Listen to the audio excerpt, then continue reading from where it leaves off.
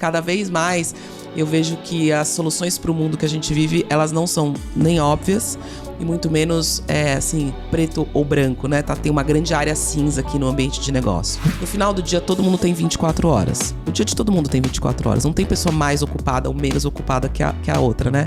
É como você organiza essas 24 horas. Então, eu acho que a primeira competência que eu desenvolvi, que é uma competência que me foi útil e me é útil até hoje, é priorização. O conselho que eu sempre dou para as pessoas é quando você vai fazer uma transição de carreira, escolhe uma âncora. Então, escolhe o setor, a área, o tipo de capital da empresa, a nacionalidade da empresa. Escolhe alguma coisa que vai ser familiar para você, para que você tenha tempo para aprender as outras coisas que não são. Esse podcast é um oferecimento da BMW, líder em mobilidade premium. Esse é o podcast Lugar de Potência. Lições de carreira e liderança com o maior headhunter do Brasil. Afinal, tem 1,94 m. Vambora?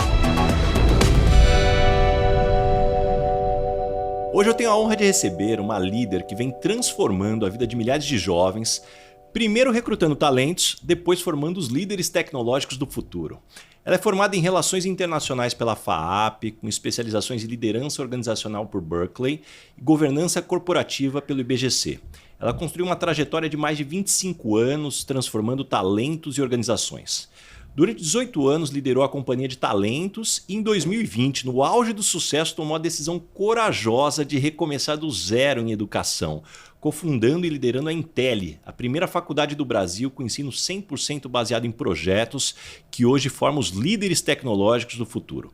Ela é conselheira do Banco BTG, do PAN, da Recode e foi reconhecida pela Bloomberg Linha como uma das líderes mais influentes da América Latina em 2024. Agora o que seu currículo não conta é que ela começou a trabalhar aos 16 anos como professora de inglês, é estudante de filosofia, apaixonada por samba e acredita profundamente que educação é um ato de afeto, capaz de transformar destinos e quebrar ciclos de pobreza. Diretamente dos estúdios da Heineken Zero, Maíra Bimoradi, é uma honra receber aqui você no Lugar de Potência. Seja bem-vinda. Obrigada, Baza. Nossa, fiquei até assim emocionada com a tua descrição. Amei, obrigada. Muito bom. E Maíra, como eu sempre gosto de começar aqui com os convidados, aonde a cegonha te entregou? Me conta mais das suas origens. Você vem de uma família de empreendedores, de educadores? Bom, eu vim de uma família de comerciantes, então os meus avós tinham, e que ficou para minha mãe que toca hoje, um açougue no mercado de Santo Amaro. Então eu fui criada, acho que em dois ambientes, né? Primeiro esse ambiente de mercado, que é um ambiente duro, né? No sentido de horas de trabalho, então minha família sempre trabalhou de segunda a sábado. E então eu chegava em casa e muitas vezes eu ficava na casa dos meus avós. E eu falava, e aí, vô, tudo bem? Ele, minha filha, tá tudo ótimo. Hoje eu ganhei meu dia honestamente.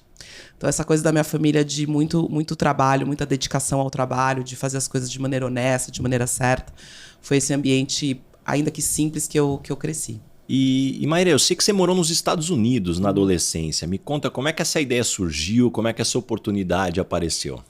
Bom, eu sempre tive muito interesse em outras culturas. A minha mãe teve a sabedoria de me colocar para estudar inglês quando eu tinha 3 anos. Então, eu sempre gostei de idioma, sempre... Enfim, atualmente estou estudando francês. E aí enfim, tinha essa vontade de fazer intercâmbio. Era uma coisa relativamente popular naquela época, né? Estamos falando aí de anos 90. Mas não tão óbvio como é hoje, né? Era muito mais caro, não era tão simples.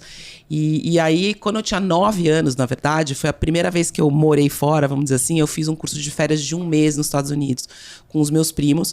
E falei na Flórida, na época, eu falei, putz, eu quero fazer isso aqui pra valer por 1 ano. E foi quando eu fui com 15 anos. Foi uma experiência transformadora pra mim por 3 motivos, né? Primeiro, eu descobri que o mundo não era Santo Amaro, São Paulo, Brasil. O mundo era muito maior. Segundo, eu descobri que eu tinha a possibilidade de me dar bem, vamos dizer assim, no bom sentido, né? De viver bem em outras culturas. E terceiro, eu conquistei a habilidade para ter a minha primeira profissão, que foi professora de inglês. Que foi o que eu fiz quando eu voltei. Bom, eu tenho amizades até hoje, então faz 30 anos que eu morei lá. E ano passado eu tive com a minha mãe americana, que tá com 80 e poucos anos. Minha filha fica hospedada na casa dela quando vai para os Estados Unidos. Então eu construí laços, né, para a vida toda. E nessa dinâmica você passou rapidamente, né, que você volta para o Brasil e começa a trabalhar aos 16 anos como professora de inglês. Naquela época, a tua família te apoiou? Queriam que você só estudasse? Como foi essa dinâmica? Eu sempre fui muito boa aluna. Então, assim, eu não tinha... meus pais falavam assim, ó, contanto que você faça a sua parte na escola, você meio pode fazer o que você quiser. E eu queria muito ter a minha independência financeira, eu queria muito ter meu dinheiro. Então, eu fui trabalhar como professora de inglês, foi ótimo. Meu pai falava um negócio assim... que a gente acha que a gente tá indo, né, na vida, mas às vezes a gente tá voltando. E para nós mesmos, né, para nossas origens, para nossos sonhos, nossas ambições. E eu gostei muito de ser professora. Eu só deixei de ser professora porque eu entrei na faculdade, comecei a estudar relações internacionais. E aí chegou um momento que eu falei, bom, ou eu vou pro mercado mais próximo desse mundo de relações internacionais, ou eu vou trancar essa faculdade e vou fazer pedagogia, porque não tá batendo uma coisa com a outra. Então aí eu optei por continuar em relações internacionais e aí fui para a Companhia de Talentos. Mas eu amei ser professora, eu gosto muito, assim, eu acho que a arte da educação é um negócio que sempre me fascinou. E aí depois de tantos anos eu acabei, como meu pai diz, voltando, né, para esse lugar de educação. E aí você vai estudar relações internacionais. Quais eram os seus sonhos de carreira daquela época? Eu sabia que eu gostava desse mundo internacional, acho que eu fui influenciada também pela minha experiência de intercâmbio por isso. Era uma faculdade relativamente nova na época. Eu sempre fui uma aluna melhor de humanas do que de exatas. Eu era boa aluna de exatas, mas não era minha paixão. Então eu falei, bom, acho que esse curso entrega um pouco de tudo isso, né? E foi um curso que eu adorei fazer. Porque não só pelo óbvio do conteúdo do currículo, que você aprende um monte de coisas interessantes, mas é porque em relações internacionais não tem muito certo, muito errado. É uma disciplina, é uma área do conhecimento que é muito contextual. Então te prepara para ter esse raciocínio, esse pensamento crítico, para olhar assim, neste contexto, nessa situação, nesse momento do tempo, o que é uma abordagem que faz sentido na mediação de uma relação entre duas empresas de comércio exterior, por exemplo, ou na relação entre dois países, quando você fala de diplomacia. Então eu acho que é uma faculdade muito contemporânea nesse sentido, porque cada vez mais eu vejo que as soluções para o mundo que a gente vive, elas não são nem óbvias, e muito menos, assim, preto ou branco, né? Tem uma grande área cinza aqui no ambiente de negócio. É muito interessante você falar isso, que me lembrou na imersão de gestão de pessoas que eu tenho com o Bernardinho, que hoje é organizado pela HSM. A gente traz muito um ponto de liderança que encaixa muito com o que você está dizendo, que é a diferença de problema e dilema. Uhum. Porque problema tem certo e errado, você vai lá e resolve. Uhum. Dilema não tem certo e errado. Uhum. Cada opção traz prós e contras que você deve ponderar. Seria muito fácil, né? Você fazer, não, esse é o certo e esse é o errado. E eu acredito que quando você fala de relações internacionais, é exatamente esse o ponto. E no final do dia é sempre uma questão de julgamento, né? Assim, como você falou, né? Eu vou por esse caminho, eu vou lidar com essas consequências por esse outro caminho. E eu acho que liderança é muito sobre isso, no final das contas. Você sabe disso, você não só é líder, como acompanha a carreira de vários outros líderes. No final do dia, os problemas quando chegam pra gente, eles já são enormes. Não são simples, porque senão alguém na cadeia já teria resolvido. Você tem pouco tempo para resolver e, invariavelmente, é uma questão de julgamento, onde você vai exercer ali um posicionamento, valores, vai abrir mão de uma coisa para ter outra. E me conta, como é que você foi parar na Companhia de Talentos, estudando relações internacionais? Me conta dessa transição para o mundo corporativo. Legal. Como eu disse, eu falei, bom, eu vou fazer pedagogia, eu vou buscar um estágio na minha área. Decidi buscar um estágio na minha área, que é uma área bastante ainda em interna construção, porque é diferente de direito, por exemplo, que você tem a área jurídica em quase todas as empresas, não tem a área de relações internacionais em todas as empresas. Então, deu um pouquinho mais de trabalho. Na época, a minha avó, ela era vizinha da Vic Bloch, que é Vic, super referência aí do mercado. Por isso que eu falo, eu sou uma pessoa de sorte, né? Minha avó vai ser vizinha bem da Vic Bloch. E aí ela conseguiu uma conversa pra mim com a Vic. E eu fui até o escritório da Vic, ficava aqui na Berrini. E ela, enfim, me deu uma primeira orientação de carreira. Ela falou, olha, eu vou te indicar uma empresa chamada Companhia de Talentos, que é de uma amiga minha, da Sofia, que faz processos de estágio e de trainees e tal. Você vai lá e tal. Na época, imagina, a base era currículo em papel que você mandava, né, pra Companhia de Talentos. E aí eu mandei meu currículo, participei de uma vaga, de um processo seletivo para uma vaga na Ford na época, na área financeira, porque onde eu estudei, Relações Internacionais, era dentro da faculdade de Economia, então a gente tinha bastante coisa de finanças. E aí participei do processo inteiro, fui aprovada, e aí eles mudaram, era uma vaga que era período para tarde, eles passaram para ser uma vaga em período integral e eu estudava de manhã. Então, enfim, tive que desistir da vaga. Mas nesse processo eu conheci a Companhia de Talentos, a Sofia, que ainda conduzia entrevistas naquela época, me conheceu. Ela falou, por que você não vem trabalhar comigo? Falei, nossa, mas RH, né? Estudo Relações Internacionais. Ela falou, faz o seguinte, começa amanhã e a gente vê no que dá. E isso era uma quinta-feira. Então, eu comecei a trabalhar na Companhia de Talentos numa sexta-feira. E eu brinco que a gente tá vendo no que dá até hoje, né? Porque até hoje eu sou do conselho, sou sócia da Companhia de Talentos. E foi uma história muito bonita, que eu fiquei como executiva em diferentes papéis por 18 anos. E o que mais te fez se apaixonar por esse mercado? Acho que o mercado de consultoria em si, independente da área, nesse caso era recursos humanos, mas consultoria de estratégia, ela é um lugar maravilhoso para quem gosta de aprender. Porque você vai se empolgando com os projetos, cada projeto que você faz, você aprende sobre uma indústria nova, sobre uma área nova, sobre um cliente novo, sobre um mercado novo. Então, essa coisa de aprendizado contínuo foi a primeira coisa que me apaixonou. Depois, eu acho que teve uma coisa que eu tive uma sorte ou competência, uma combinação das duas coisas, de ter vários empregos no mesmo empregador. Então, eu fiz muita coisa diferente na Companhia de Talentos. Eu passei literalmente por todas as divisões de negócio. Trabalhei no back-office, trabalhei em marketing, trabalhei em finanças, trabalhei um pouco de tudo, o que foi muito legal porque me manteve entretida e desafiada durante tanto tempo.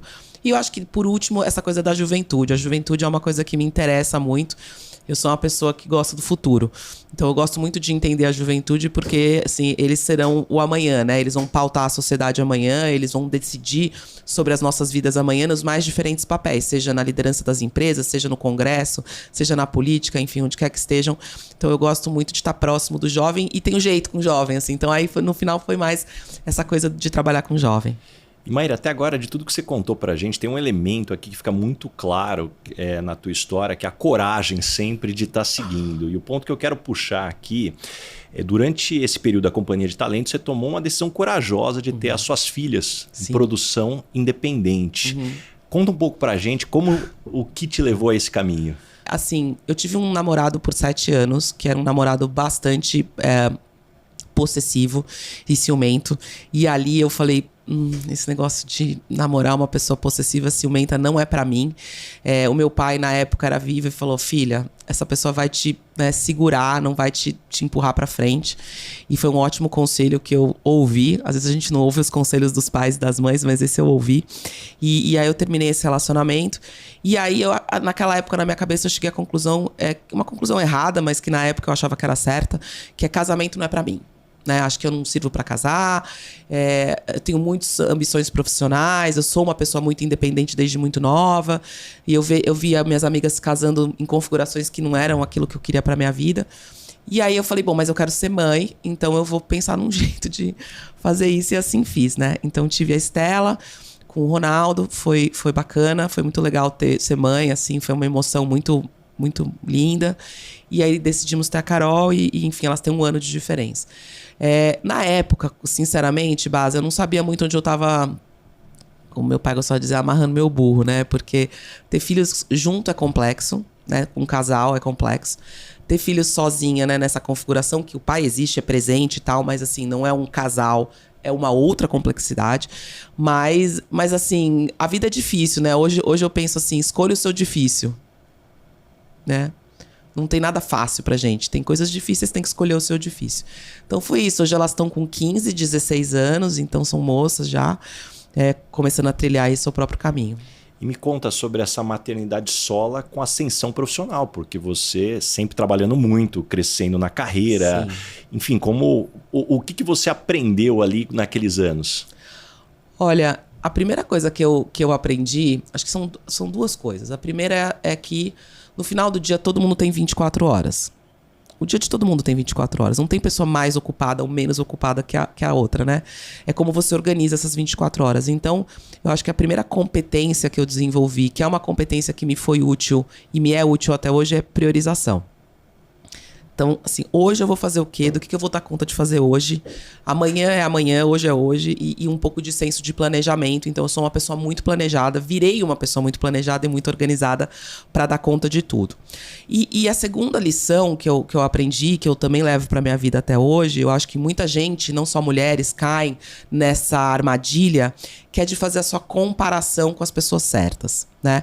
Porque quando eu me comparo com as minhas amigas que só têm uma carreira, não têm filhos, são casadas ou não, e não têm filhos, elas são profissionais muito mais dedicadas do que eu. Elas têm muito mais tempo, elas vão a todos os congressos, elas leem todos os livros, elas estão em todos os eventos, elas trabalham mais horas. E a mesma coisa vale para quando eu comparo com as minhas amigas que optaram por ser mães em tempo integral ou majoritariamente mães. Elas são muito melhores mães do que eu. Elas sabem o nome do professor de natação, elas etiquetam material escolar, elas levam e buscam na escola todo dia, coisa que eu não consigo fazer. Então eu tenho, assim, algumas poucas pessoas com quem eu me comparo e com quem eu troco sobre essa conciliação da vida de maternidade e da vida profissional. E isso salva a minha saúde mental. Porque eu ligo para essas poucas pessoas, uma delas é a Vanessa, um beijo pra Van, que é, enfim, head da Merit aqui no Brasil. Trabalha pra caramba que nem eu. E às vezes eu ligo pra ela e falo assim, Vanessa, você não sabe, eu tô atrasada com 7 presentes de festa de aniversário que eu não comprei nenhum. Ela, relaxa, eu esqueci meu filho no clube outro dia por 2 horas, tá tudo bem. Então assim, a gente se entende nesse lugar de conciliação de papéis. Então acho que são essas duas coisas, priorizar e fazer a sua comparação no lugar certo. E já que a gente tá falando de coragem, depois de quase 20 anos, auge de carreira, você recomeça tudo e vai para o mundo de educação. Me conta um pouco mais, até qual que foi o framework mental que você usou para tomar uma decisão de uma mudança tão importante? Legal. Hoje em retrospecto, assim, eu penso assim, meu Deus, foi um ato de coragem, mas foi meio um ato de loucura também, né? Assim, eu não sei se hoje eu tomaria essa decisão de novo, não porque ela não foi boa, mas acho que hoje eu tô mais conservadora do que eu era, né, há 7 anos atrás. Mas foi um conjunto de fatores. Então, a primeira coisa foi, eu fui sentindo essa paixão por educação crescer em mim, né? A ponto que eu tava muito mais interessada nessas iniciativas dentro da companhia de talentos do que no que a gente tinha para fazer lá no negócio. E aí também comecei a refletir, falei, pô, não é correto com o negócio, não é correto com as minhas sócias, eu não tá com a cabeça nesse jogo aqui, tá muito interessada no ambiente de educação, que claro, conversa com o mundo da companhia de talentos, mas não é o business da companhia de talentos. Então eu comecei a me sentir culpada de estar tão interessada nesse outro universo aqui. Segundo, eu achei que eu tinha cumprido o meu ciclo na companhia de talentos, então eu achei que eu tinha dado o melhor que eu podia, achei que quem veio pro meu lugar estava pronto para assumir, eu também não quero ser tampa para ninguém, sabe? Eu quero dar espaço para as pessoas crescerem. E aí eu fiquei assim, tomada dessa paixão e dessa vontade de trabalhar com isso. Então foi isso que me moveu, né, na época. Se hoje eu faria tudo igual, provavelmente não. Acho que o risco foi absurdo, porque imagino que muita gente te pede conselho de carreira. Sim? Certamente. Né? Eu não sei você, mas o conselho que eu sempre dou para as pessoas é quando você vai fazer uma transição de carreira, escolhe uma âncora. Então escolhe o setor, a área, o tipo de capital da empresa, a nacionalidade da empresa. Escolhe alguma coisa que vai ser familiar para você. Para que você tenha tempo para aprender as outras coisas que não são. E eu fiz uma transição que não tive âncora nenhuma, né? Eu mudei de setor, saí de RH, fui para educação. Uma empresa que eu era CEO, fui ser diretora de inovação na Adtalent na época. Uma empresa de capital fechado brasileira, da qual eu era acionista, para uma empresa de capital aberto em Nova York. Enfim, né? Tudo. Deixei de ser CEO, passei a ser diretora. Então, tudo errado, né? Do ponto de vista de estratégia de transição. Por outro lado, o seu plano A vira o seu plano B, né? Quando você faz um movimento arriscado, você bota all-in, né? Então, você bota mais energia naquilo para fazer aquilo dar certo. E eu acho que foi um pouco isso que eu fiz, assim. Eu falei, não, isso aqui só tem uma opção, que é dar certo. E deu, né? Não, e nessa dinâmica eu achei muito interessante a analogia da âncora que você trouxe. Eu não tinha ainda visto ninguém falar estruturado dessa forma, e ao mesmo tempo talvez trazendo uma adição que a gente pode colocar na mesma analogia. Quais são suas boias de segurança, né? Os relacionamentos que você tem para se apoiar, o que você tem de ambiente para te suportar, porque a gente pode buscar energia de vários lugares.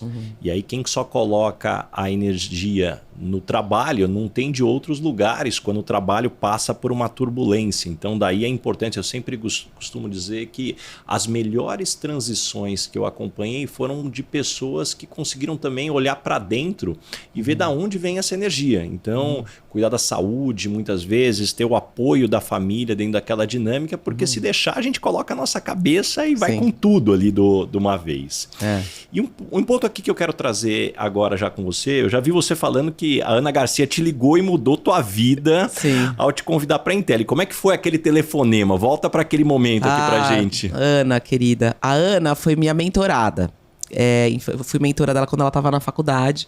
E eu sou uma pessoa, Baza, que assim, eu não sei se uma coisa conversa com a outra, mas assim, normalmente eu digo sim. Né? Pra vida em geral. A pessoa me chama pra fazer uma coisa, vem ser minha mentora, eu falo sim. Vem dar uma palestra aqui, eu falo sim. E esses sims que eu fui falando ao longo da vida, por exemplo, ter trabalhado na Globo News por 8 anos como comentarista, um negócio super nada a ver com o que eu fazia, foi maravilhoso pra mim. Eu aprendi muita coisa, fiz amigos pra vida toda. Então, essa coisa do falar sim pra vida é um negócio que eu levo comigo, né? E foi assim, né? A Ana, o primeiro sim que eu disse pra ela foi quando ela me chamou pra ser mentora dela. Depois, quando ela tava iniciando o projeto com a turma lá do BTG, ela não sabia nem por onde começar, ela me pediu ajuda pra mentorar ela nesse processo, porque eu já estava trabalhando em educação. Então eu me reunia com ela periodicamente, ela me trazia os dilemas que ela estava enfrentando e eu ajudava, ela pegava um papelzinho e anotava, então faz isso, faz isso. Então eu fui acompanhando ela. E aí ela me pediu, inclusive, indicações para a posição de CEO, porque chegou um momento que ela, como gerente de projeto, chegou no limite do que ela conseguia fazer sozinha. Como ela mesma dizia, agora eu preciso de um chefe, de uma chefe. E eu indiquei várias pessoas, eles entrevistaram um monte de gente para a posição de CEO e ninguém deu fit, né? Não foi unânime. E aí um belo dia a Ana falou, pô, e a Maíra, né? Falou pro Roberto Salute, que é meu chefe. Ele falou, pô, deixa eu bater um papo com ela. E assim foi. Então assim, eu lembro direitinho que na época eu pensei, meu Deus, outro risco, né? Porque uma coisa é você fazer uma mudança para um ambiente que já existe, por mais complexo que ele seja, que era a Adtalem. Outra coisa é você fazer um negócio do zero, né? O que tinha? Tinha um sonho, um PowerPoint, a Ana e um cheque. Era isso que tinha. E aí, esse negócio de mudança de carreira, né? É muito interessante, porque eu gosto dessa imagem mental, que é... Você só faz o pulo a primeira vez uma vez. Você não tem como fazer o pulo a primeira vez 2 vezes, né? Então, imagina que é um penhasco, você tá lá no topo, então você mediu a distância, você checou a temperatura da água, você se certificou que não tem pedras lá embaixo, você botou a roupa de banho, você treinou na piscina, você fez tudo, né? Você fez tudo que você podia antes, mas o pulo só vai ser uma vez pela primeira vez. Não dá pra voltar também. E não dá pra voltar. Então, chega uma hora que nesses processos de tomada de decisão, você fecha o olho e pula. E confia que você, né, fez a sua pesquisa, a sua due diligence e que o universo, vamos chamar assim, tá a seu favor. Então foi um pouco isso. O projeto falou muito no meu coração, assim, eu falei, eu acredito muito nisso aqui. E então vamos embora, né? Vamos fazer acontecer de novo. Você se envolve com as histórias, experiências e aprendizados que eu compartilho aqui em cada episódio? Então pense no efeito transformador dessas lições aplicadas na sua equipe. Conheça mais sobre a minha palestra Lugar de Potência acessando o link na descrição do episódio. Não só inspire, mas revolucione o potencial do seu time. E hoje você tem aí o Salute e o Esteves, são investidores, conselheiros da Intel. Sim. Como é trabalhar tão próxima com figuras tão poderosas do mercado financeiro? O que você vem aprendendo com cada um deles? Olha, assim, primeiro eu quero dizer que eu só tenho coisas boas para falar. Eles são pessoas, gestores muito bons para mim, por 2 motivos, né? Primeiro, eles não têm medo de trabalho, e eu acho isso uma característica admirável. Então, tudo aquilo que eles precisam fazer em termos de dedicação, de tempo, de energia para o Intel acontecer, eles colocam o tempo e a energia. Nunca pedi uma coisa para eles que eles não fizeram e não se disponibilizaram a fazer, então eles são dedicados. E o segundo ponto, eles têm essa habilidade, eu acho que foi isso que fez o BTG tá virando o que tá virando ao longo do tempo. Quando eles contratam alguém para fazer um trabalho, é porque eles acham que aquela pessoa é melhor que eles para fazer. Então eles realmente dão autonomia para a pessoa realizar o seu trabalho. E isso é verdade não só no Intel, como é verdade no banco também. Então tem essa crença de que se eu te contratei, é porque você é melhor do que eu, você vai pensar mais nesse problema do que eu e eu vou te dar autonomia para trabalhar. Então acho que são 2 características que eu admiro muito e isso os 2 têm. O Salute, ele é uma pessoa extremamente disciplinada, resiliente, persistente. Então eu admiro ele muito nesse lugar da dedicação e da organização e da disciplina. E o Esteves tem aquela cabeça que enxerga o que ninguém enxerga, que vê o que ninguém vê. É realmente uma pessoa, do ponto de vista cognitivo, genial. Além de ser ambos figuras adoráveis, de quem eu me tornei amiga, gosto muito de trabalhar. E aí, falando dessa construção, você cria uma universidade onde os alunos chamam os professores pelo nome, a hierarquia horizontal. Mas como é que você lida quando precisa tomar decisões impopulares? Você sabe que eu aprendi muito cedo na vida que liderança não é um concurso de popularidade, né? Nem sei quem disse isso, mas quem disse muito bem dito. E eu aprendi isso porque na companhia de talentos eu comecei como estagiária e, sei lá, 5 anos depois eu era chefe da minha chefe. Sim, eu cresci muito rápido. Então eram relações delicadas em que eu entendi que eu tinha que tomar decisões difíceis. E eu não tenho nenhum problema com isso. Acho que os alunos, se você encontrar um aluno meu, eles vão falar que eles têm um misto de admiração, às vezes até um pouco de um certo medinho, assim, que eu acho que é saudável. Tem que ter uma figura de autoridade, muitas vezes, né? E com afeto, com carinho, mas tem que estar lá. Então não tenho assim, eu tomo decisões impopulares no Intel dia sim, dia também, não tem problema nenhum. E a única coisa que eu acho muito diferente dessa geração, nós somos de uma geração em que decisões em que a gente não concordava eram tomadas pelas lideranças.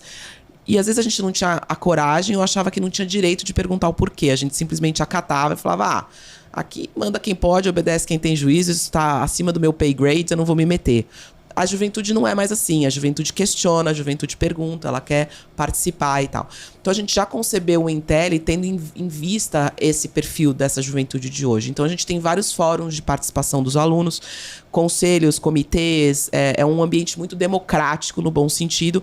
E eu faço questão de explicar as decisões que eu tô tomando e ao mesmo tempo ser firme, né? Então uma vez a gente faz um evento que chama Town Hall, que é um encontro lá com todos os alunos. E aí um aluno levantou a mão e disse assim, eu quero saber quem foi que tomou essa decisão. Uma decisão em relação a um procedimento lá. Eu falei, fui eu. Não, você vai mudar de ideia? Não vou. Não, mas eu quero falar com você sobre isso. Você pode falar, eu vou te ouvir 5 horas se precisar. Mas eu tô te dizendo, eu não vou mudar de ideia. Por isso, por aquilo. Então, assim, eu não tenho nenhum problema em ter essa firmeza quando precisa. E aí você falando, Maíra, de perfis diferentes, hoje você gerencia mães bolsistas, investidores bilionários, jovens de 18 anos. Como é que você adapta a tua comunicação para cada público? Cara, você sabe que isso é o mais difícil, né? Assim, eu acho que eu me considero uma pessoa bastante flexível e adaptável, mas não é óbvio, né? E você sabe que eu acho que a Globo News me treinou muito para isso, porque na televisão você tem, assim, muito pouco tempo para comunicar um conceito complexo de uma forma que um público qualquer possa entender. Então, assim, essa capacidade de síntese e, ao mesmo tempo, de simplificar conceitos foi uma coisa que eu treinei muito na televisão. E na companhia de talentos, você sabe disso, assim, quando você atende muitos clientes diferentes ao longo da vida, você é obrigado a ler aquele cliente, ter essa sensibilidade de entender o que vai funcionar aqui, seja na hora de apresentar um projeto, um candidato, ou, enfim, negociar alguma coisa. Então, acho que a consultoria e a televisão foram bons treinos para adaptar a comunicação. E comunicação, diferente do que muita gente pensa, ela é menos sobre fala e mais sobre escuta. Né? Porque no final do dia o conceito de comunicação ele vem do latim, né? Do comunicare, que é o tornar aquilo comum. Então eu tenho uma coisa na minha cabeça que eu preciso torná-la comum para você. Então qual é o melhor jeito de fazer isso? Do jeito que você entenda melhor, né? Então eu acho que eu tô muito treinada nisso o tempo todo. Às vezes eu erro, obviamente. Eu erro todo dia, né? Que fique bem claro. Em várias coisas diferentes. Mas acho que essa é uma competência que eu desenvolvi.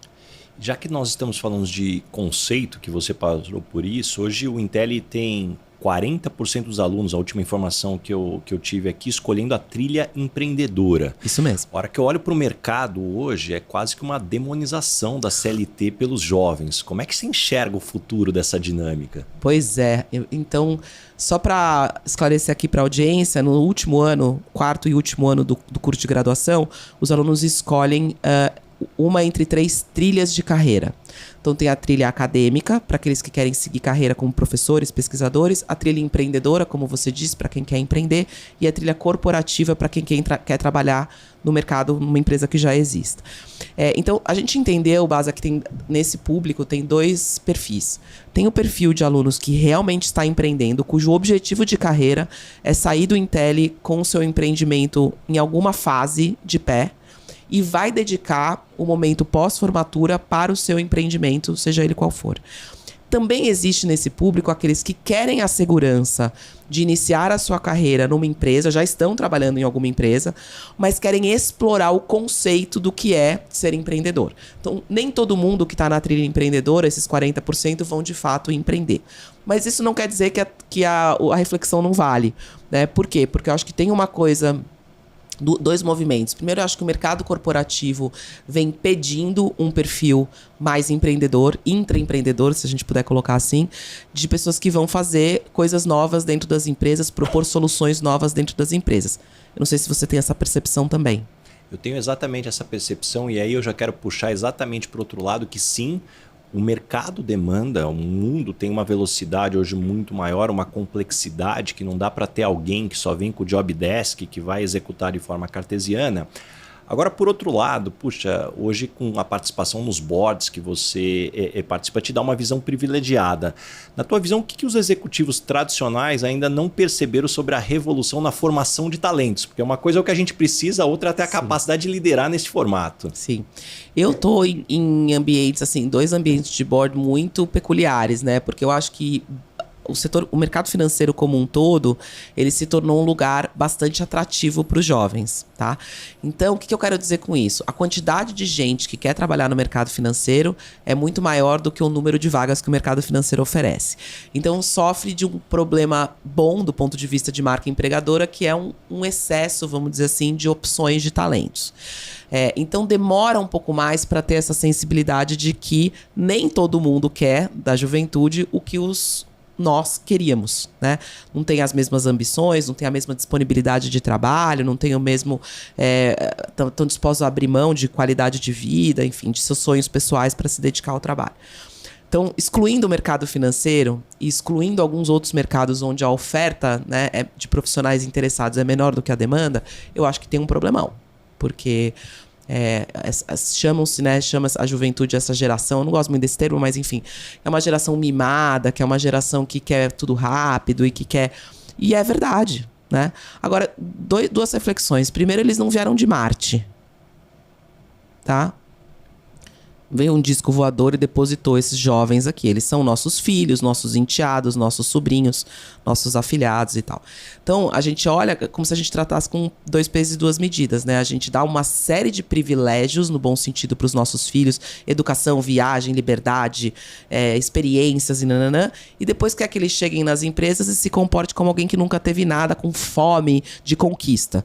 Então, acho que cabe uma reflexão aqui nesse papel pai, mãe, né, educador de um jovem de algum momento e gestor, porque é o mesmo jovem que a gente está falando muitas vezes.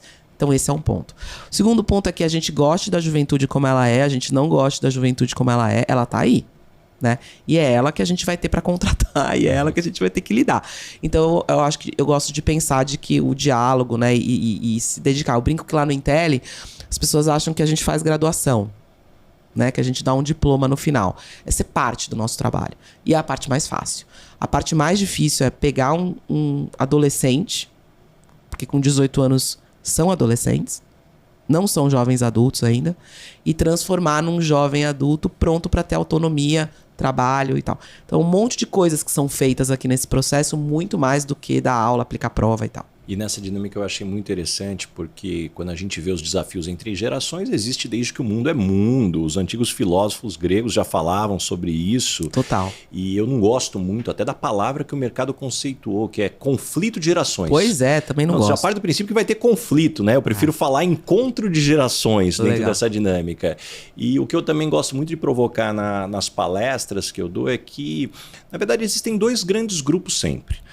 Os provocadores e os provocados. Quando somos jovens, estamos chegando cheio de ideias, somos os provocadores. E se hoje você se sente provocado, sinto informar, a idade chegou. É tão simples quanto isso. Sim. Vai chegando a hora de todo mundo dentro dessa dinâmica. E pela primeira vez, 5 gerações, possivelmente no mesmo ambiente de trabalho. Quem não for hábil de conseguir extrair o melhor, certamente está deixando aí muita coisa importante no caminho. E me conta um pouco como é que é o seu modelo liderando pessoas de tantas gerações diferentes. Olha, é uma diversão, viu? Porque eu também entendo que, assim, voltando um pouco, né, nos princípios que norteiam o jeito que eu gosto de liderar e trabalhar. Então, eu compartilho do conceito do Esteves e do Roberto de que se eu contratei alguém para fazer um trabalho, é porque ela faz esse trabalho melhor do que eu. Então, eu acredito muito na autonomia, né? Que não é largar, mas é dar autonomia para a pessoa propor um modo de resolver um problema, um trabalho e tal. Então, autonomia eu acho que é um jeito que eu uso muito para liderar. A segunda coisa, eu trabalho, Baza, todo dia para me tornar desnecessária. Todo dia eu penso, o que eu vou fazer hoje que vai fazer com que isso aqui viva, sobreviva, prospere sem a minha presença. Seja uma tomada de decisão, seja a implementação de um processo, seja formar alguém para dar palestra no meu lugar, para me representar num fórum. Então eu trabalho para que um dia, se eu quiser me aposentar, ou se acontecer alguma coisa comigo, o business, ou o Intel hoje, que não é um business, mas ele vai funcionar sem a minha presença. Então é mesmo acreditar de que eu não tenho medo de ser substituída, porque eu quero ser substituída. Então eu mesmo trabalho para ser substituível, né?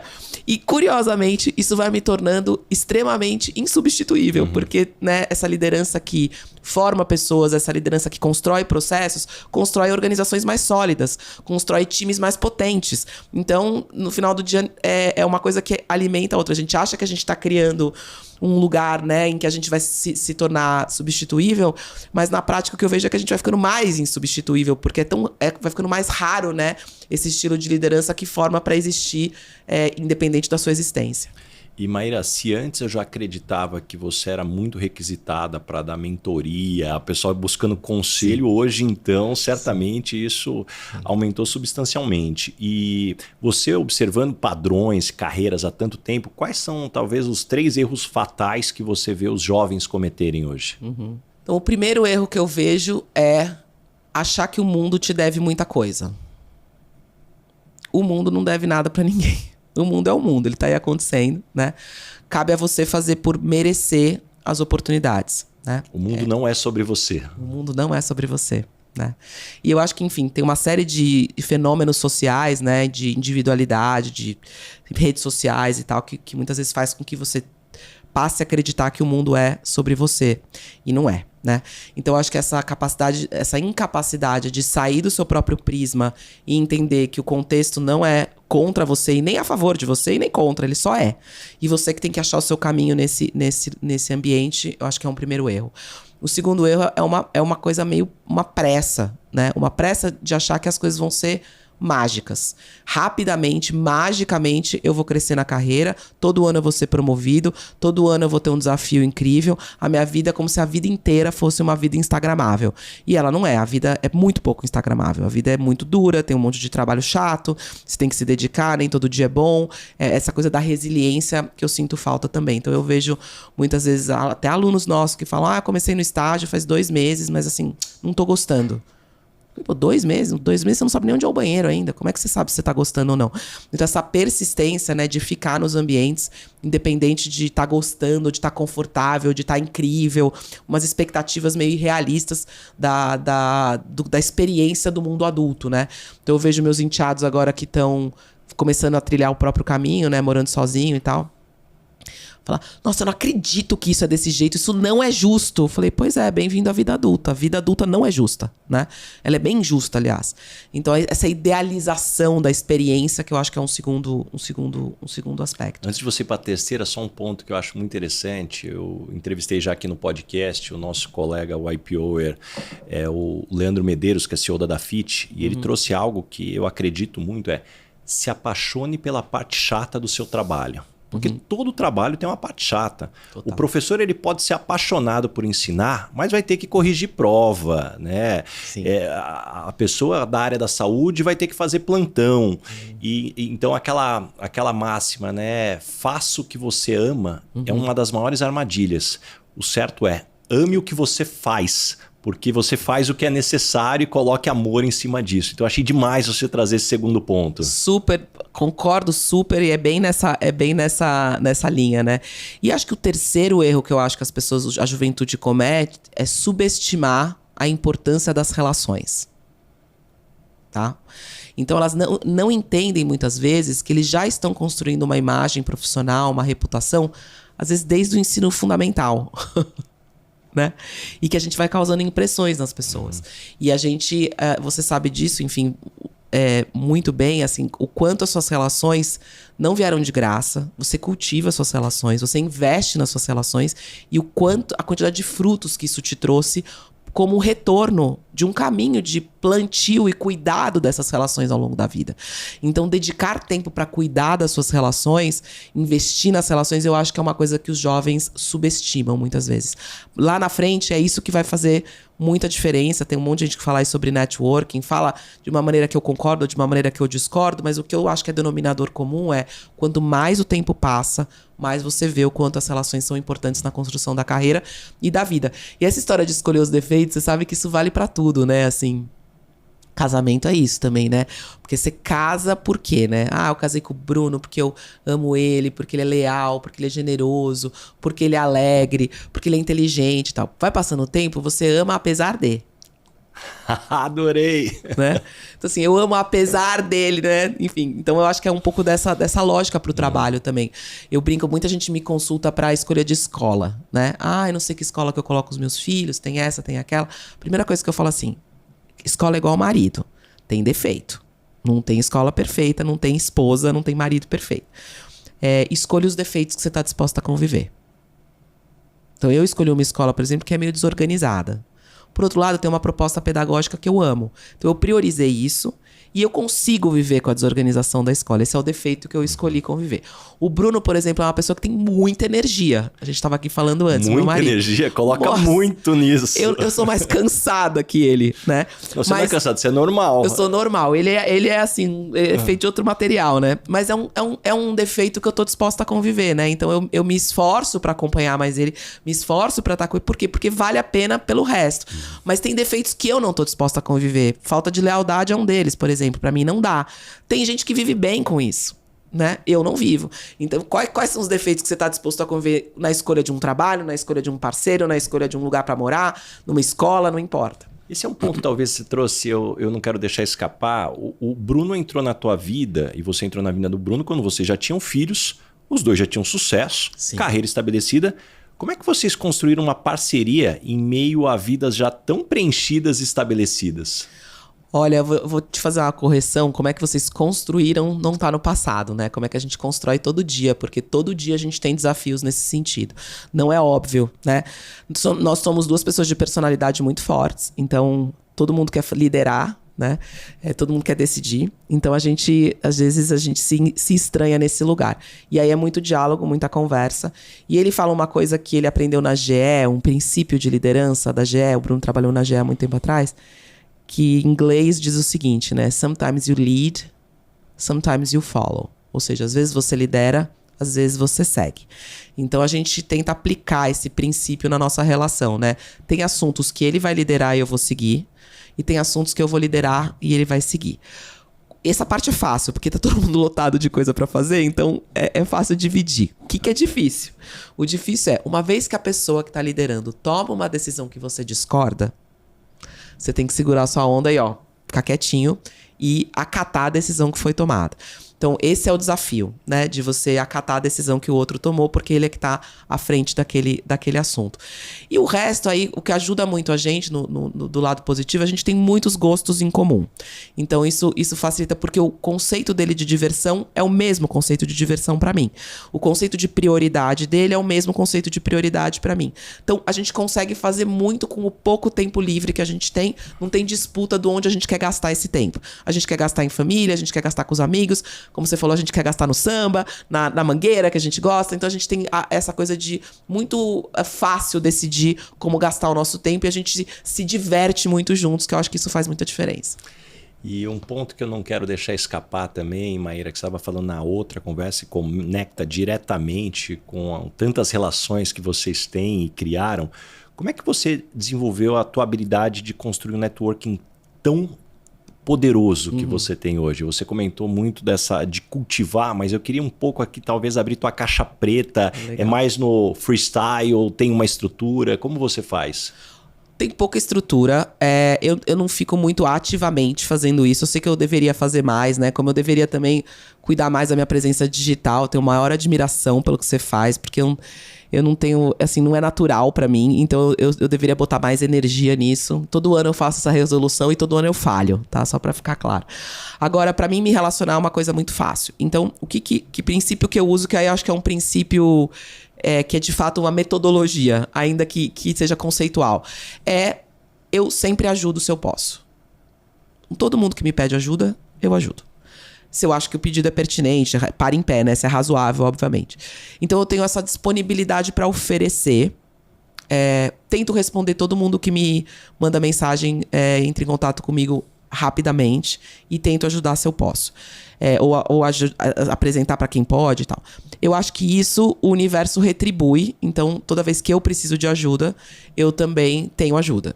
E tenho apoio, e tenho, enfim, retorno das pessoas que eu... Mas eu acho que tem uma dica que me deram uma vez, que eu acho que é muito boa, que é o seguinte. Difícil saber como tá a saúde do seu networking, né? Da sua rede de contato. Faz um teste. Pega 5 pessoas e manda uma mensagem e vê quanto tempo as pessoas demoram pra te responder. Né? Se as pessoas não te respondem, demoram muito tempo pra te responder, ou são pessoas que não te veem como uma pessoa importante da rede deles, pode ser gente esquecida também. Agora, se você tem uma amostragem de 5, 10 pessoas e ninguém te responde, você precisa se dedicar mais a ter um sinal aí. Exatamente. Então, eu acho que networking pra mim é mais sobre oferecer e dar pra receber depois, ser uma pessoa interessante, interessada e tal, enfim, tá aberto aí pra conhecer pessoas e contribuir. E Maíra, você tá cursando filosofia. Me formei essa semana. Você formou? Formei. Que demais. Formei, conta pra gente aqui o que te levou a buscar esse conhecimento mais estruturado e como isso vem transformando talvez tua visão. Muito legal. Então, eu comecei na pandemia, porque eu tava com um pouco mais de tempo, de certa forma, porque você tirou o deslocamento, a dinâmica mudou bastante. Então, eu comecei na pandemia. E aí, filosofia é um tema que eu sempre gostei. Eu sempre li desestruturadamente. Sempre li filosofia. Falei, bom, além de estudar filosofia, uma coisa interessante é que eu fiz licenciatura em filosofia. Então, a licenciatura em filosofia, ela é um curso que tem uma parte do componente curricular coisas ligadas à pedagogia e à educação, que era um conhecimento que eu estava em busca também, porque eu fiz uma migração para a área de educação, mas eu não sou formada em pedagogia, não tenho formação nessa área. Então eu falei, pô, vai ser interessante, porque eu vou estudar um assunto que eu gosto, filosofia, e vou ganhar um arcabouço teórico de educação, no caso, pedagogia. E foi exatamente isso que eu encontrei no curso, foi muito legal. Terminei agora, apresentei minha monografia semana passada, vou colar a grau dia 4 de setembro. Imaginando você apresentando a monografia para os professores na banca te avaliando. Foi muito engraçado, né? E eu fiz essa faculdade totalmente no low profile, não me apresentei, eu fiquei lá quietinha como uma aluna qualquer. E foi ótimo. E aí depois, acho que na hora que eu fui apresentar a monografia, os professores pesquisaram sobre mim, né? Foram lá procurar meu nome no Google. E aí ficou uma situação engraçada. Mas foi ótimo, me avaliaram super imparcialmente. E é assim, basicamente minhas conclusões sobre a faculdade de filosofia. É óbvio, ninguém precisa fazer outra faculdade, dá muito trabalho. Mas assim, hoje em dia, quando eu conheço um executivo, quando eu conheço alguém no mercado, eu tô muito mais interessada em saber o que a pessoa está estudando do que o que ela já estudou. Então, o currículo da pessoa, o diploma que ela tem, não sei o quê, no que quer que seja, tá lá no currículo. Sabe? Mas o que a pessoa tá estudando? Aonde? De que fonte? Com que frequência ela estuda? Porque o mundo demanda gente que estuda, né? Continuamente, porque tá tudo mudando com muita velocidade. Eu nem preciso entrar nisso, todo mundo aqui dessa audiência já sabe disso, já sente isso. Mas eu faço essa pergunta, tá estudando o quê? Né? Se a pessoa fala, não tô estudando nada, me preocupa, porque ela não tá entendendo o que tá acontecendo, o ritmo da mudança do mundo. Segunda coisa que eu gostei muito de estudar filosofia é ver o quanto já passou muita gente inteligente pelo mundo, assim, e a gente tem muito a aprender com os filósofos antigos, ou mesmo os não antigos, assim. Na filosofia tem muito conhecimento, até porque, de certa forma, ela é a mãe de todas as outras ciências, né? Tudo nasceu um pouco ali na filosofia. Mas o último ponto da filosofia, eu posso ficar aqui até amanhã falando, é que é triste, mas a gente evoluiu tão pouco, assim, como humanidade, sabe? Você olha os dilemas que a gente enfrenta hoje. Às vezes andou pra trás, dependendo do prisma que você olhar. A gente tá parado nas mesmas discussões, assim. Eu ou outro. O coletivo ou individual. Né? O que é certo, o que é errado. Onde começa o seu direito, onde termina o meu direito. A gente tá ainda tendo as mesmas discussões, né? O que, por um lado, é triste, porque fala, nossa, a gente não conseguiu superar. Por outro lado, talvez isso a gente fique em paz, porque é da existência humana, inexorável. A gente nunca vai acabar esse assunto. Vamos ficar em paz, que a gente vai ficar discutindo isso pro resto enquanto tiver humano na Terra, a gente vai estar discutindo as mesmas questões. Então tem dois jeitos de ver, mas é interessante você visitar, né, esses textos antigos e ver que os problemas são os mesmos. Eu achei interessantíssimo quando você trouxe sobre avaliar o que a pessoa está estudando, o que ela tem aprendido. Uma das perguntas que eu mais gosto de fazer em sala de entrevista, em processo de diretores, de CEOs, é: o que você aprendeu nos últimos 12 meses que hoje é um diferencial na sua carreira? O que você aprendeu nos últimos 12 meses? Mas tem que ser diferencial hoje. Sim. E é incrível, né? Porque quando a pessoa tem dificuldade de responder, claramente é um sinal que a pessoa tá ficando para trás aqui. Mas a gente está falando de mudança, eu queria agora trazer um outro ponto. Quando você se olha hoje no espelho, você vê a mesma pessoa que dava aula aos 16 anos? O que talvez permaneceu intocado? Eu gosto muito de gente. Eu acho que eu continuo gostando, assim. Eu sou uma pessoa realmente interessada no desenvolvimento do outro, assim. Toda vez que eu acho que eu posso contribuir para uma pessoa ser melhor na trajetória dela, no desenvolvimento dela, isso me causa muita alegria. Então, eu lembro lá quando eu tinha 16 anos e eu dava aula, e eu tenho contato às vezes com os meus alunos daquela época até hoje. Quando eu via que ele aprendeu algo, ele ou ela aprendeu algo, que eu ensinei algo, que o outro aprendeu, ver a evolução das pessoas é algo que me dá um prazer enorme e me dá até hoje. Então, de certa forma, eu acho que assim, se eu tivesse que colocar qual é o denominador comum da minha carreira, né? Seja como professora lá atrás, seja na companhia de talentos, na Adtalem, agora no Intel, é trabalhar para o sucesso do outro, assim, criar condições para que o outro prospere. Então, eu gosto muito de ver as pessoas crescendo, eu acho que isso sempre foi meu e continua comigo. E a gente está falando dessa evolução. Puxa, suas filhas cresceram vendo você trabalhar muito. Como foi lidar com esse sentimento de culpa? Porque hoje você traz uma forma muito bacana, estruturada. Puxa, com quem eu vou me comparar? Com qual modelo que você trazer? Como que foi essa evolução? Porque é algo que eu ainda escuto muito. Sim. E a gente tem um desafio gigantesco. Nossa, total, assim. Esse também é um gerúndio, né? Eu estou lidando com a culpa, lido com ela todo dia. Não é uma coisa resolvida pra mim, assim. E cada filho tem uma demanda diferente também, né? Então, por um lado, eu vejo que as meninas, né? É que eu vou estender também pra Maria Júlia, minha enteada, que eu trato como filha, que tem uma coisa da admiração. Então elas olham pra mim e elas falam: putz, eu quero ser que nem ela, né? Eu quero ser independente, eu quero ter meu dinheiro, eu quero poder tomar minhas próprias decisões, eu quero ser uma pessoa relevante naquilo que eu decida fazer. Então acho que tem esse componente que é ótimo. Isso aplaca um pouco a culpa. Agora é claro que eu perdi e perco momentos super importantes da vida delas. E por muito tempo eu caí um pouco nessa história. Não, o que importa não é a quantidade, é a qualidade. Não é verdade, quantidade importa pra caramba também, porque quanto mais você convive, mais intimidade você cria, mais oportunidade você tem de conversa, mais chance você tem de dar o exemplo, de corrigir comportamentos e tal. Então eu acho que quantidade e frequência também importa. Também não adianta ter quantidade e frequência se não tem qualidade nenhuma. Então eu acho que é um balanço das duas coisas na convivência. E cada filho é um filho, né, Baza? Tem filho que sente mais falta, tem filho que sente menos falta. Agora, assim, se eu pudesse voltar no tempo, eu teria feito duas coisas diferentes. A primeira eu não teria voltado a trabalhar tão rápido depois da minha licença maternidade. Porque eu praticamente, por escolha minha, que fique bem claro, eu escolhi quase não ter licença maternidade. Eu acho que eu perdi um pouco bons momentos desse início da vida delas. E eu acho que eu teria sido mais firme e disciplinada em dizer alguns nãos pra carreira, pra estar mais presente do que eu estive. Agora, se você me perguntar: você voltaria no tempo, você teria parado de trabalhar mesmo que eu pudesse? Eu imaginar, varinha mágica, sou herdeira, não preciso mais trabalhar. Eu não trabalharia, não. Se suas filhas escolhessem, talvez, não fazer faculdade, você respeitaria ou tentaria convencê-las do contrário? Tentaria convencê-las, com certeza.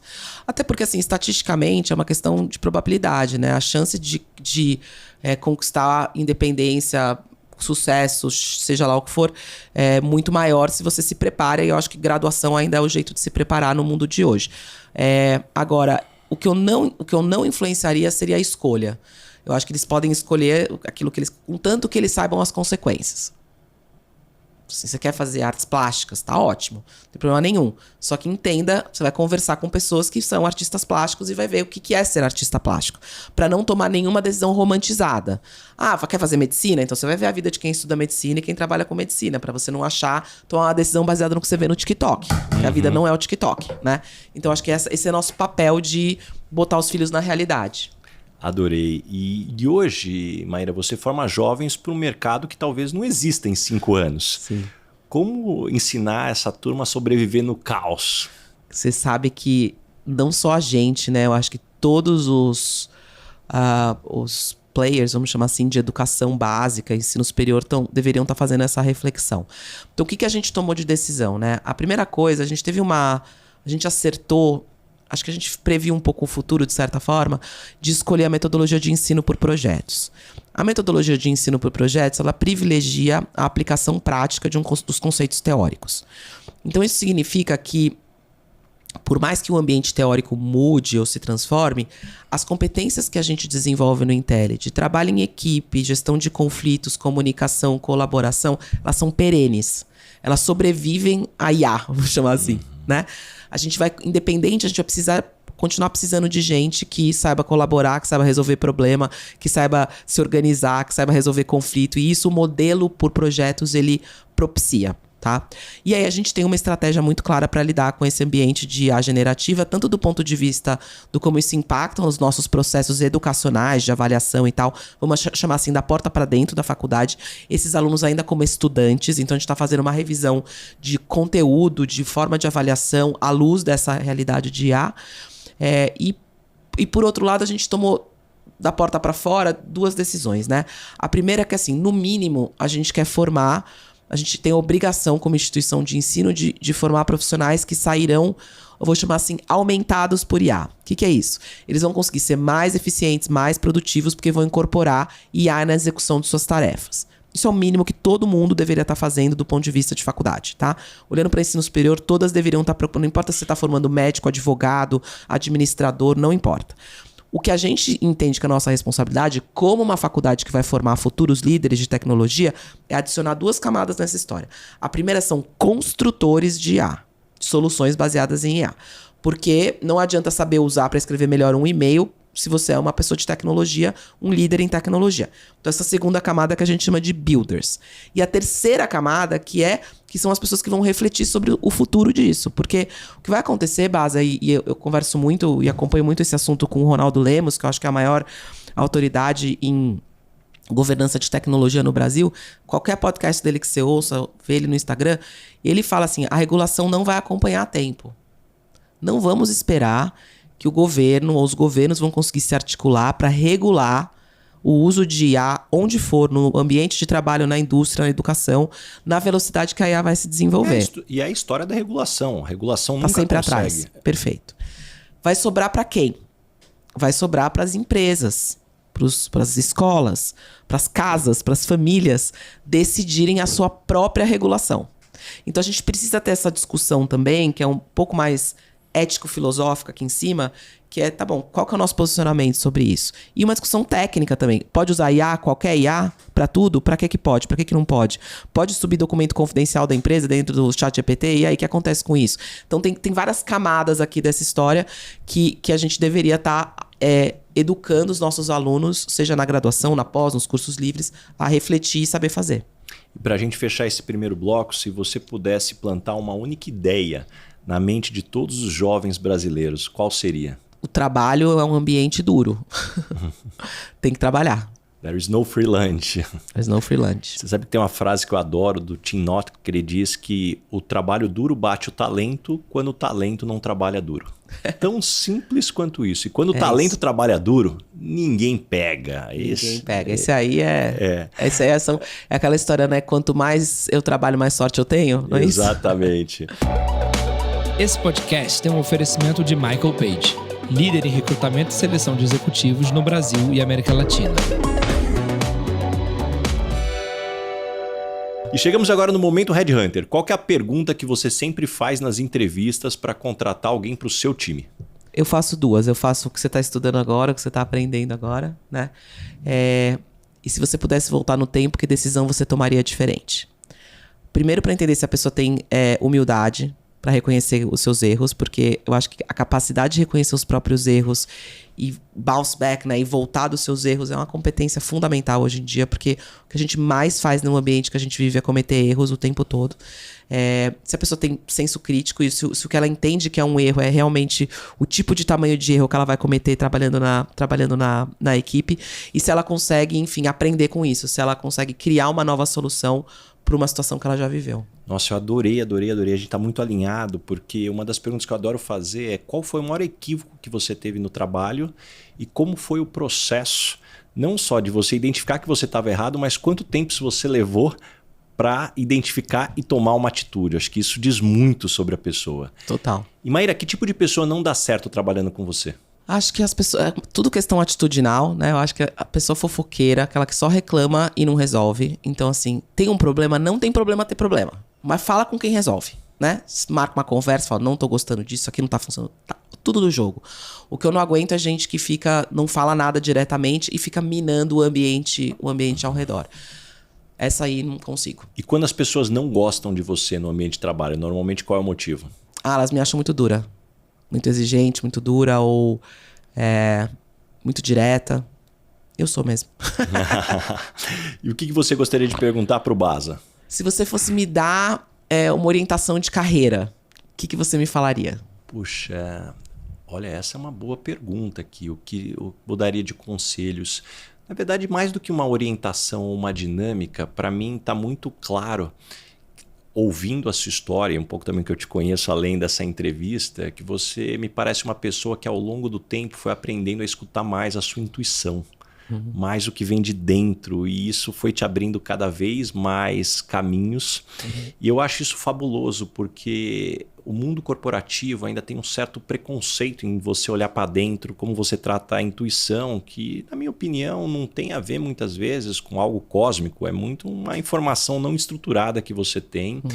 E eu acho que isso é o que te traz uma habilidade muito acima da média de conectar pontos não óbvios. Eu acho demais conversar contigo, você traz elementos da história, filosofia e essa dinâmica, e eu acho que o mundo ele insiste em nos colocar em caixas dentro dessa dinâmica. Então eu acredito que isso é o teu grande diferencial. Coloca força e continua aí, que você, sem dúvida nenhuma, ainda tem muito ainda para não só construir aqui, mas acho que para impactar muitos jovens aí no Brasil. Isso é fabuloso. Tomara, Baza. Você sabe que esse negócio da intuição, obrigada pela orientação, hoje nunca foi um tempo tão bom para ser intuitivo. Eu vou te dizer por quê.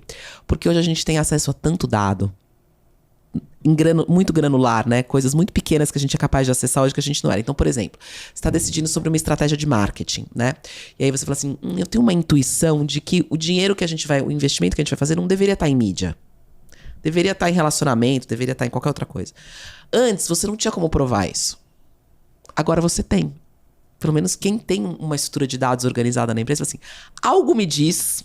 Tem uma intuição aqui que hoje você consegue buscar o dado para sustentar a tua intuição. Então eu falo que essa combinação na liderança, né? Seguir o teu faro, a tua intuição e ao mesmo tempo buscar os dados para suportar isso, nunca teve um tempo melhor para ser desse jeito. Muito bom, adorei. Chegamos agora no momento, dona Ângela. Complete a frase. Eu sou esquisita por quê?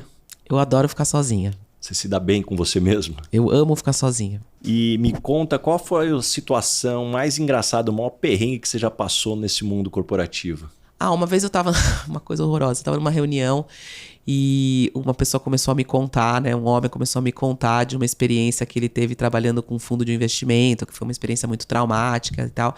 E ele enveredou os assuntos pra falar como isso impactou a vida dele íntima com a mulher dele e tal. Virou um assunto de papo de maluco, que eu não sabia como sair da situação. E nem foi assim, não foi nada inapropriado do ponto de vista dele, nada comigo. Mas assim, a pessoa começou a falar de um lugar... Como é que você volta pro eixo aqui da conversa? Ela começou a se abrir, contar assim, coisas muito íntimas. E eu, meu Deus, que situação. Acho que essa foi a pior. E caminhando agora pro final, o nome desse podcast é Lugar de Potência. Qual que é o teu lugar de potência? Que tipo de situação, ambiente pode jogar que você brilha?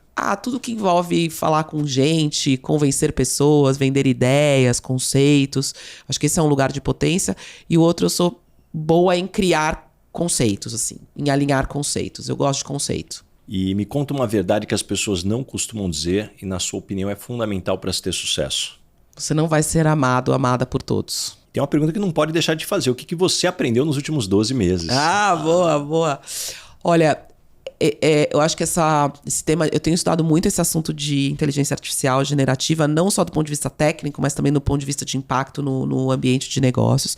Eu acho que sim, tem muito hype, tem muita coisa que não vamos resolver o mundo todo com IA, mas também não vamos subestimar o impacto que vai ter. Eu acho que quando a gente fala que vai ter um impacto tão grande quanto eletricidade e internet, eu acho que é por aí mesmo. E eu realmente tenho pensado como é que a gente trabalha para cuidar do uso responsável de IA de todos os jeitos possíveis, em todas as camadas. Então é isso que eu tenho aprendido, assim, a importância de influenciar onde eu posso para o uso responsável. E deixa algumas dicas de fontes de conhecimento. Como é que você se mantém informada e se desenvolve? Olha, eu ouço muito podcast, eu aprendo muito com quem tá fazendo. Eu sou uma pessoa da prática, eu gosto, né, de ouvir quem tá fazendo, quem tá falando. Eu leio muito livro, muita recomendação. A gente tá num ambiente que tem muita recomendação, né? Eu gosto muito de ler. Agora eu fiquei lendo muita filosofia, mas eu vou voltar pros livros de negócios, os negócios em breves. E eu tô numa escola, né, Baza, todo dia. Então eu tenho esse privilégio de, no corredor, conversar com pessoas que me ensinam coisas o tempo todo. Então, na estruturação de cursos que a gente faz. Então eu tô num ambiente que respira aprendizagem, é mais fácil pra mim. Mas eu entendo que não é trivial para todo mundo, a gente tem que se dedicar, né? Dedicar algumas horas, 1 hora por dia para ler, para se informar.